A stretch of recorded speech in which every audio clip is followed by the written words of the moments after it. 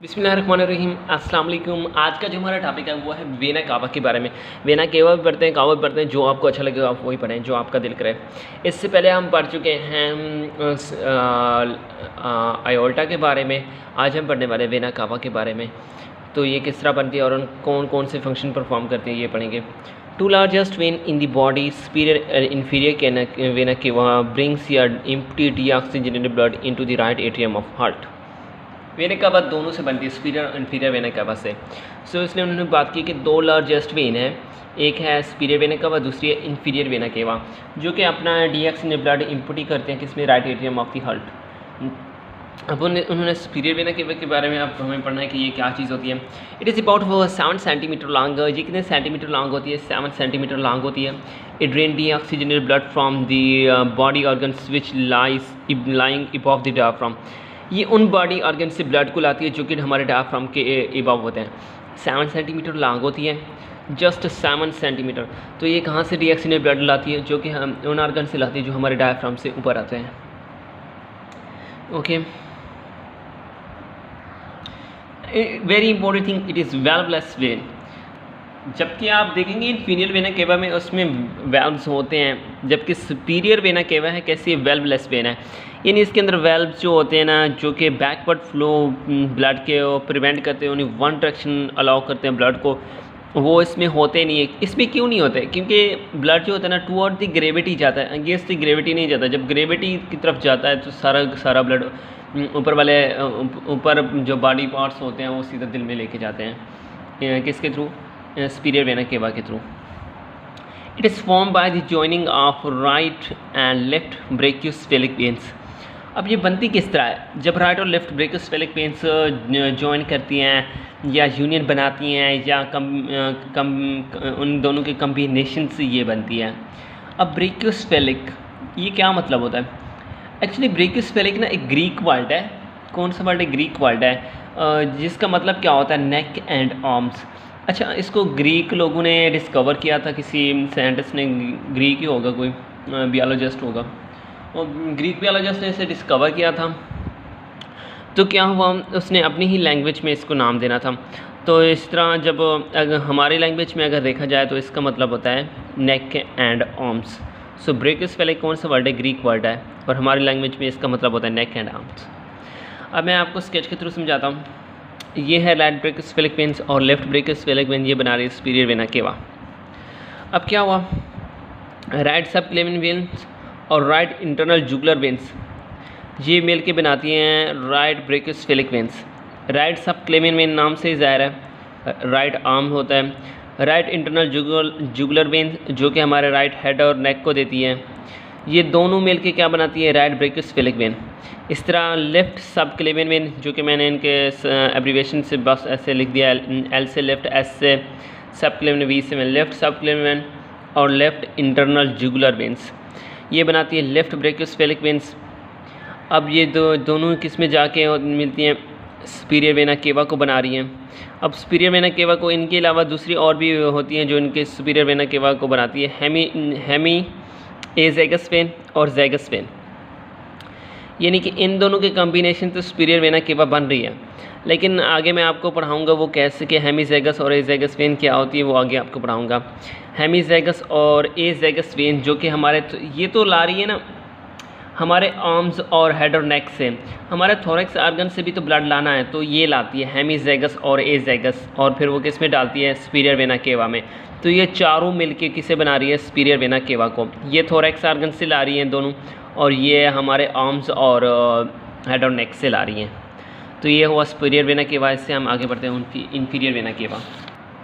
Inferior vena केवा, inferior vena cava brings deoxygenated blood from all those body structures which lies below the diaphragm।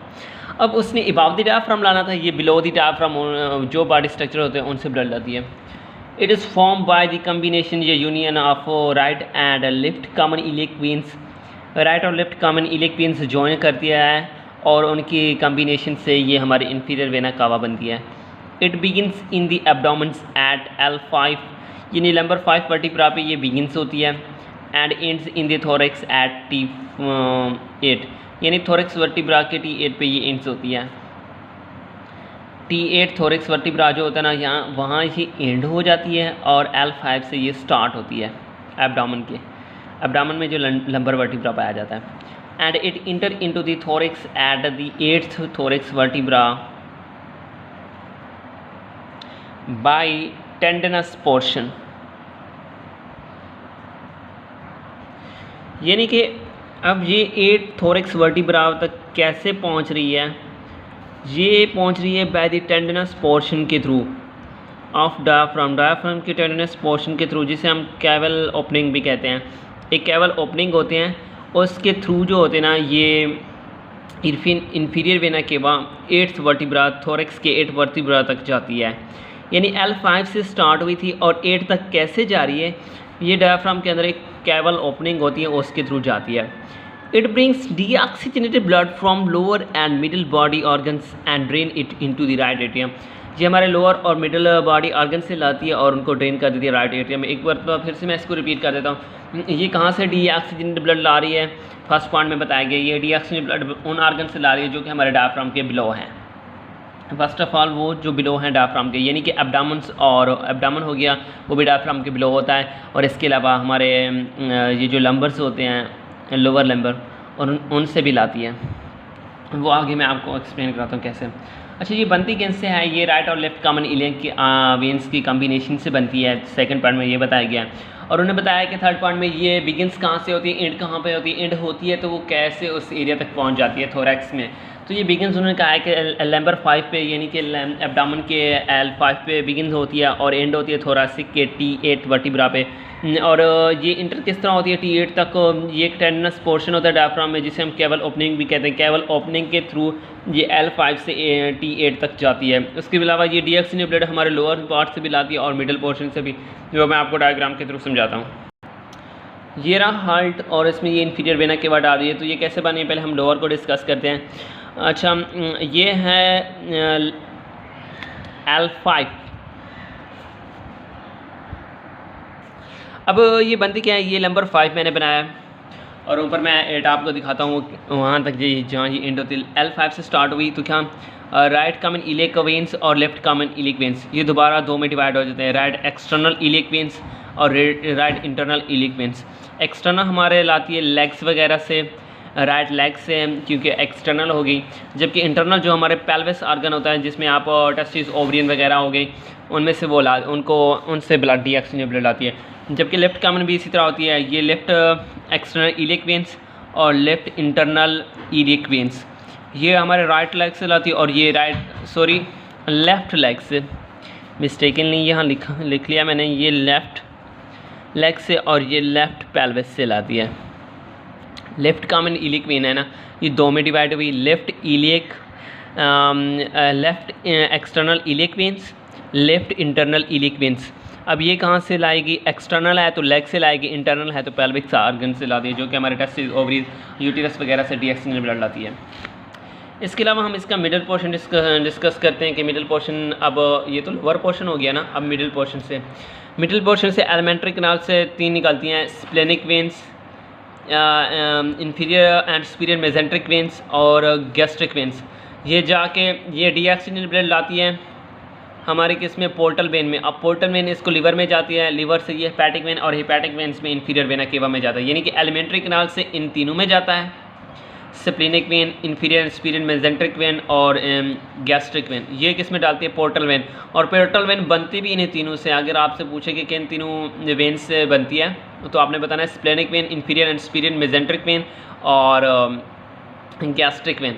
ये portal vein जाके liver में डालती है और लिवर से ये हेपेटिक वेन में, हेपेटिक वेन से इंफीरियर वेना कावा में।